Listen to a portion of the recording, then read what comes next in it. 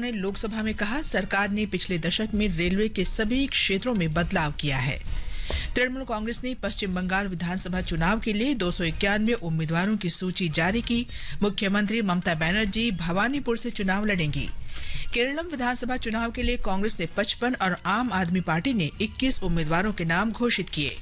सरकार ने कहा, खाड़ी क्षेत्र में सभी भारतीय नाविक और जहाज सुरक्षित।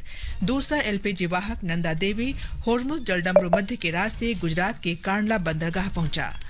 इजरायल द्वारा ईरान के सुरक्षा प्रमुख अली लारिजानी की हत्या के दावे के बाद पश्चिम एशिया में संघर्ष और बढ़ा और ईरान के साथ युद्ध के विरोध में अमेरिका के शीर्ष आतंकरोधी अधिकारी जो केंट ने इस्तीफा दिया।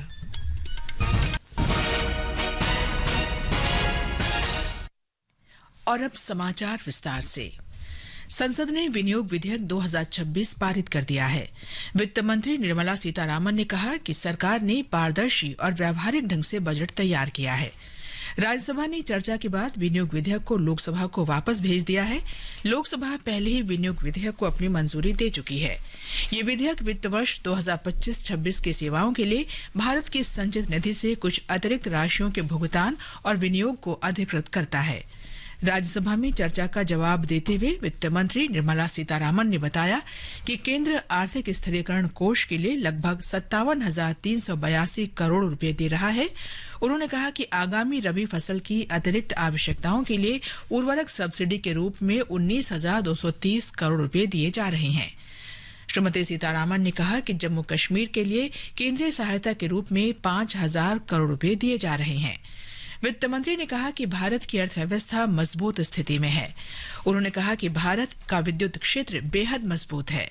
वित्त मंत्री ने कहा कि वर्ष 2014 से स्थापित उत्पादन क्षमता दोगुनी से अधिक हो गई है और अब ऊर्जा की देश में कोई कमी नहीं है।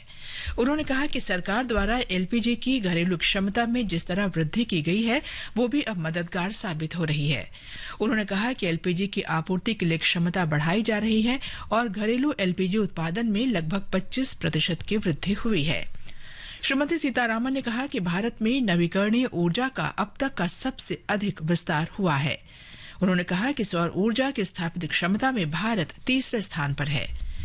इससे पहले कांग्रेस के राजीव शुक्ला ने चर्चा में भाग लेते हुए कहा कि सरकार को मिसाइल विकास कार्यक्रम और अनुसंधान तथा विकास पर धन खर्च करना चाहिए। उन्होंने कहा कि सरकार को ड्रोन रोधी तकनीक पर भी ध्यान देना चाहिए। तृणमूल कांग्रेस के साकेत गोखले ने कहा कि सरकार विनियोग विधेयक के माध्यम से 4,13,000 करोड़ रुपए की पूरक मांगों की अनुमति चाह रही है। उन्होंने तर्क दिया कि ये दर्शाता है कि पिछले वर्ष पेश किया गया सरकार का मूल